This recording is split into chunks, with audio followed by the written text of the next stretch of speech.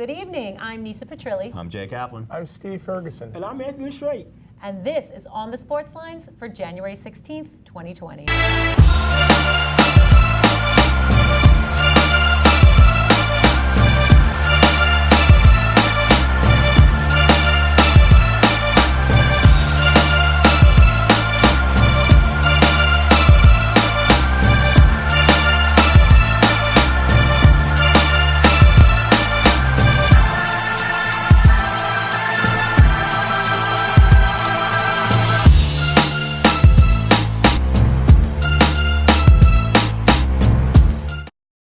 The middle of January means the NFL is heading into Conference Championship Sunday. Its coaching carousel is in full swing, and college football has crowned a new champion.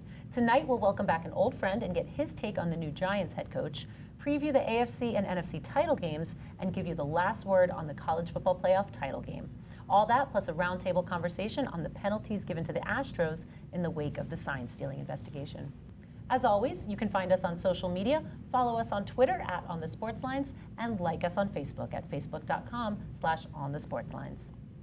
After 2 years and a 9-23 record, the New York Giants fired Pat Shurmur on December 30th. On January 8th, they announced former Patriots special teams coordinator Joe Judge as their new head coach. Judge learned from two of the best in the business in Bill Belichick and Nick Saban. Who is he? What will he bring to the job? To help us break it all down, we welcome back to the show our Giants insider, Joe Tufaro, GMHQ writer for Fansided.com. Good to have you back, Joe. How's everybody doing tonight? Doing good, my friend. All right, Anthony's going to start us off with the first question. Hey, Joe. How you doing? Happy New Year, by the way.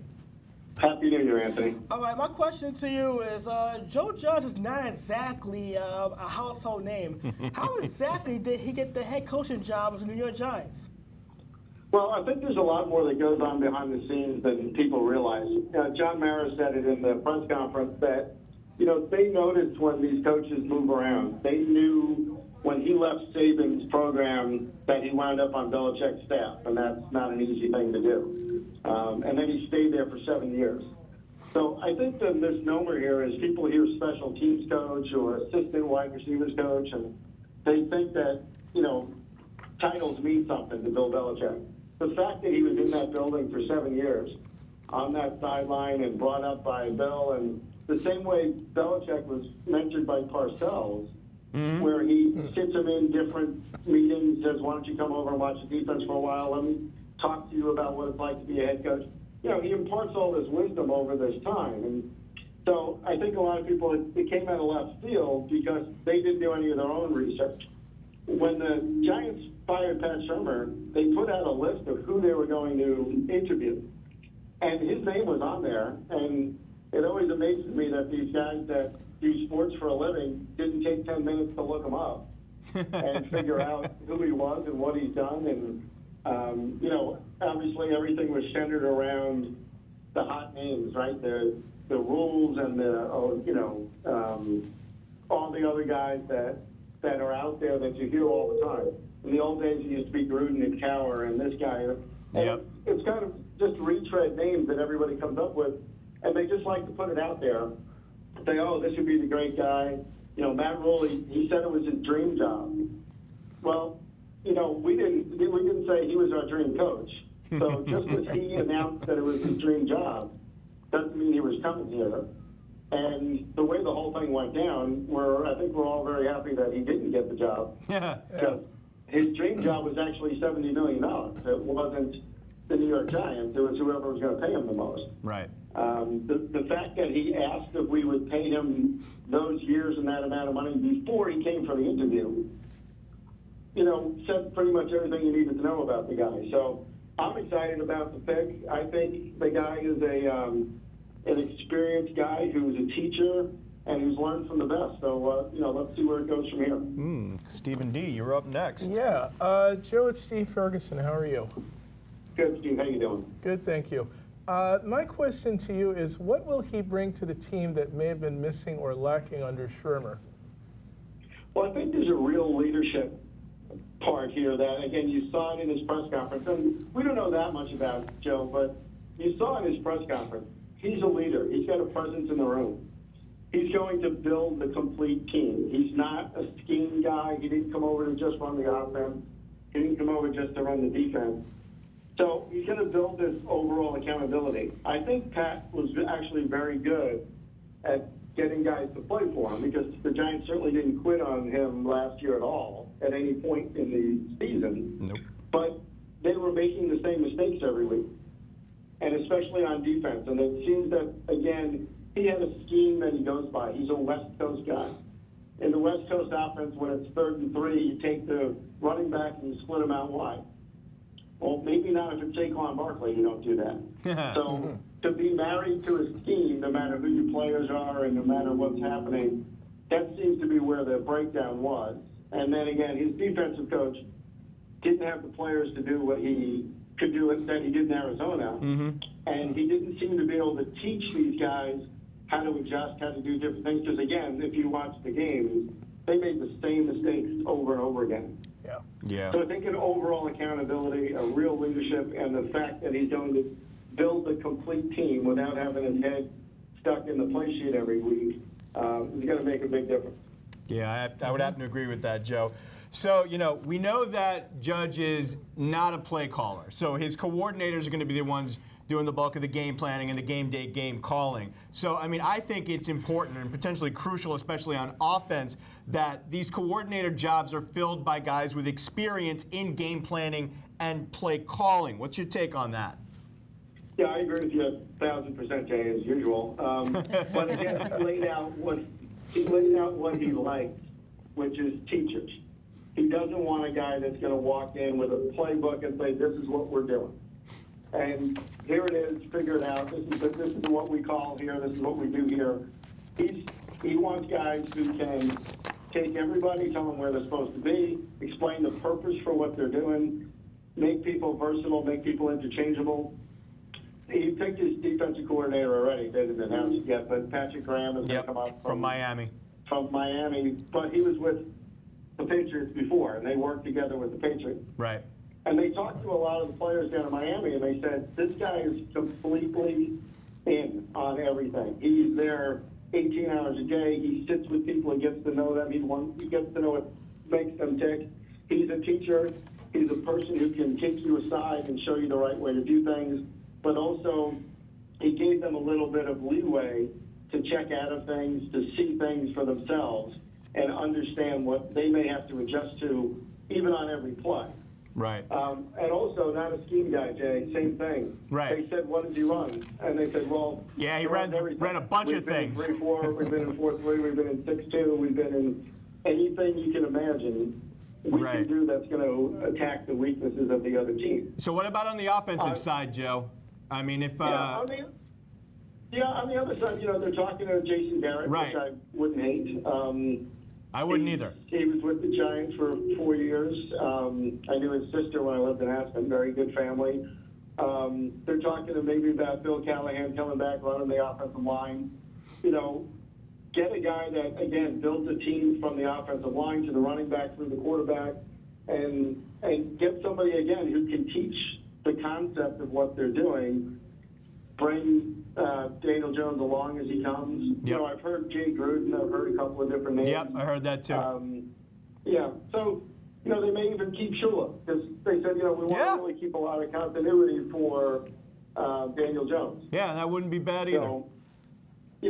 So I don't think there's a bad choice out there, but that's going to be the guy who's the main guy. Right. They kept the special teams coordinator. They picked Patrick Graham, who's probably going to bring a guy to do the secondary with him. And then they're going to have to get probably the guy you'll know, the name that you'll know will be the offensive coordinator. Right. Sounds good. Awesome. Well, that is Joe Tufaro, GMHQ writer for Fansided.com. You can follow him on Twitter at @ToughDan. Thanks so much, Joe, for being with us tonight. Thanks, Joe. Thank Joe. you. Thanks, guys. Thanks, Nisa. All right. Take care, buddy. Take care. See ya. The NFC Championship game features the #1 seed 49ers versus the #2 seed Packers. The 49ers got here by beating the Vikings, while the Packers got here with a win over the Seahawks. Our guys are going to look at keys to victory for each team and a matchup or storyline to watch during the game. Steve, the Packers will win if If they can get to Jimmy Garoppolo, put a lot of pressure on him, and also keep the receivers under control, meaning Kittle, Samuel, and also Kittle's a beast, man, Sanders. tight end. You really, I mean, it's not that simple, though. No, I mean, the way that they run their offense. Especially George Kittle, he's phenomenal. I tight end. got to tell you, they're under the radar, but that offense is humming, man. Yes, they are. It's humming. Seriously, yeah. So, Anthony, the 49ers will win if what? The defense, particularly the front seven, has to set the tempo. You think back to the Week 12 matchup, the demolition derby, they put Aaron Rodgers through Yep. him 5 Yep. times in that blowout win.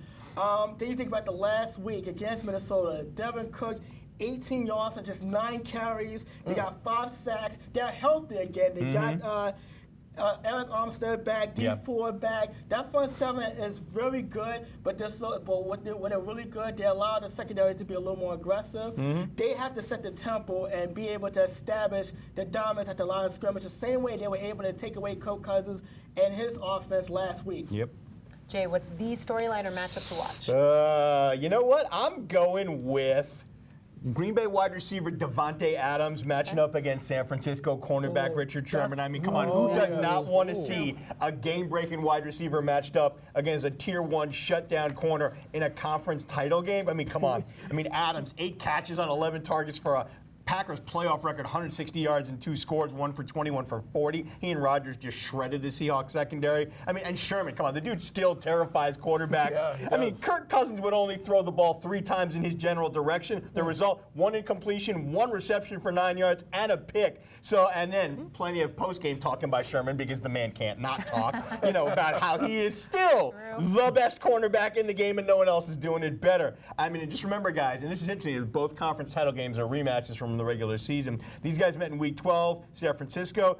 49ers thrashed the Packers 37-8. Adams was targeted 12 times by Rodgers, but his 7 catches only amounted to 43 yards. That's a 6-yard average. His longest catch was 14. He had a TD. 2-yard TD. Come on, he was as explosive as wet gunpowder. Sure, okay, and then look at what happened with Sherman against Cousins. Cousins would only throw at him 3 times. 1 catch for 7 yards. Look at that. I mean, and he may not cover Adams on every time they're both on the field, but the times the two are matched up is going to be interesting to watch. In 7 career matchups, Sherman has only allowed Adams 2 catches, 6 targets, 20 yards, and a pick. The winner of that matchup could play a huge role in deciding who reps the NFC in the Super Bowl. It's like good to see these 2 old playoff rivals getting reunited. Oh, yeah. Gonna be fun. Nice old school gonna matchup be good. from the 80s and 90s. Gonna be totally. fun. The AFC Championship game features the number 2 seed Chiefs versus the number 6 seed Titans. The Titans got here by upsetting the Ravens, while the Chiefs got here by blowing out the Texans. Our guys are going to look at keys to victory for each team and a matchup or storyline to watch during the game. Anthony, the Titans will win if what? If they ride Derrick Henry to his legs eventually fall. I mean, this is no secret. Look, he's on a tour run. We have to go back to John Riggins, and the playoff stretch he went on during the Redskins Super Bowl run to see something better. Look, he's the first NFL running back to run for 180 or more yards in 3 straight games. Dating back to Week 17, the winning-in situation against Houston. He did it against New England. He did it against Baltimore, one of the 2 of the better defenses. And now he gets Kansas City, who he's had a history of kind of running roughshod on in 3 previous meetings. He's run for over 150 yards. Look, Ryan Tannehill has not had to do anything as far as a passing game, and in this case, why should he? Just give the ball to number 22 and let him do what he does best, and that's running people over. And by the way, you know what? Maybe a certain Baltimore Ravens should not really talk so much anymore. Maybe not. So, Steve, the Chiefs will win if they actually make Tannehill more than a game manager. Yeah. The last few games, case in point, 7 for 14 for 87 yards. He barely did anything back there. They just handed the ball off to George, and he was phenomenal. But they have to make him throw at least 25 times a game, and they've got to force errors and mistakes. which nobody seems to have been able to do with him so far. No, I mean, it's amazing that he takes over from Mariota and the play-action game with Henry and the Wilders just starts clicking, and they're just piling things up. I mean, that's not the Tannehill you saw in Miami all those years ago. I mean, he had moments of seeing that in Miami, but it wasn't consistent. And, But honestly, he didn't have the players surrounding him in Miami that he does at Tennessee. So you can't place the blame solely on his shoulders. But there has been a pattern of players leaving the Dolphins and then doing much better on the next team they go to. So kind of annoying as a Dolphins fan. I'm sure. But anyway, Jay, so what is the matchup or storyline to watch? You know, I'm looking at the D lines and front sevens for each team and what they have in front of them is their mission. You know, can the Chiefs front seven stop Henry? You know what I mean? The guy's 195 yards on 30 carries against the Ravens, 6.5 a pop. And that's after a week after he shredded the Patriots for 182 on 34 carries, only 3 yards a pop. I mean, look, he leads the NFL by over 400 yards in rushing yards against a stack box, meaning 8 men in the box. I mean, and that doesn't bode well for KC, whose rush D allows running backs 4.7 yards per carry against a stack and 4.9 yards per carry overall. Good luck. KC does get defensive tackle Chris Jones back, which could help. But who knows if anyone can stop a guy who's been averaging 159 yards on the ground since week 10. For the Titans, for the Titans front seven, can they get to Mahomes? I mean, you said we watched the game. Mahomes had all day to throw at the point in which the Texans against the Texans once Casey's offense got untracked in the second quarter. I mean, think about it: 23 35, 321, 5 TDs, 0 picks, 0 sacks. Houston only managed 3 hits against him the entire game, and that's with Watt on the field. Mahomes, they matched in the Week 10 loss. 36 of 50, 446 yards and 3 TDs, but he was sacked twice, hit 8 times. Tennessee has to get to him, disrupt his timing, especially on third down passing, because they have got to get the Chiefs offense off the field so they can give the ball back to Henry so the Titans can try and win this on time of possession. If they don't, it's going to be a long day for Tennessee. Yeah, these Titans are scrappy, though, so I have a feeling, It's only the third team since the 1970 merger to beat the #1 scoring offense and #1 scoring defense in the same postseason. They remind me of the 07 Giants winning it all on the road. Not that, don't want to get ahead of myself, but the shades of that season. There you go. Sure. Yep. The College Football National Championship game featured the defending champion Clemson versus LSU. Led by Heisman Trophy winning quarterback Joe Burrow, LSU completed a perfect 15-0 season with their 42-25 win. Our guys are going to give you their takeaways from one of the more entertaining CFP title games since this format started 6 years ago. Jay, what did you take away from this game? You know, I mean, I think LSU caught lightning in a bottle with Joe Burrow. It's a great story, but I don't think it detracted from what Clemson built. I mean, I called this out, and yes, I'm going to pat myself on the back one more time, whether the rabbi likes it or not. You know, for calling out back on September 12th that LSU had finally gotten themselves a quarterback, but to see him cap a fairy tale Heisman Trophy winning season with a 31 of 49, 463-yard, 5-touchdown performance against the defending national champs was not just impressive. I mean, it was fun. As it was seeing the evolution of LSU kind of finally ditch the old Les Miles antiquated ground and pound for this quick strike, all-out air assault that they've been utilizing this year. And I got to give Coach O a lot of credit, both him and offensive coordinator Steve Ensminger, for pushing this change of philosophy. They bring in Joe Brady from the Saints and the concepts that he brought. I mean, letting that kid work with Ensminger on game planning and play calling. And I got to tell you, they were fun to watch this year. And I haven't seen a team in college football that's been that fun to watch in a while.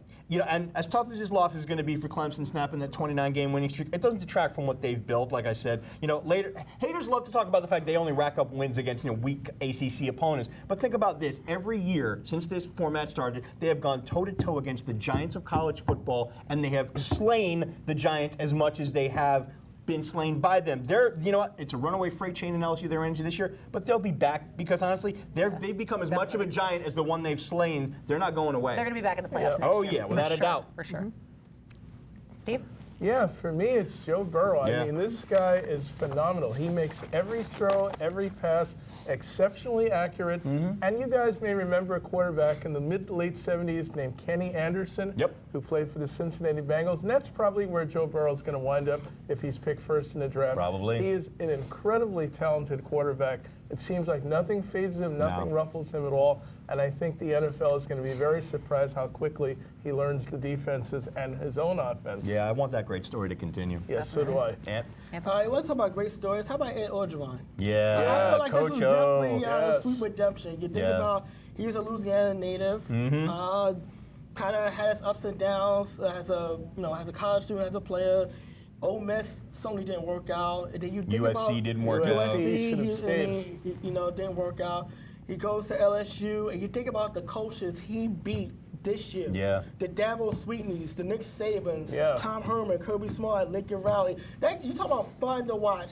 The game against Alabama, Oh, I think, was yeah. really got everyone's attention awesome. because Oh, yes. that was a game that the Crimson Tide just would not go away. And when No. it seemed like LSU was going to turn that game into a rout, the poise, everything that went into that game, Burrow, of course, making the big plays when he needed to, but Orgeron just looked like the fun guy with the funny voice that looked like he's going to go into a Hulk Hogan rant. Yep. Every time he has a press conference, and rip his shoulder off. Yep. But you just can't.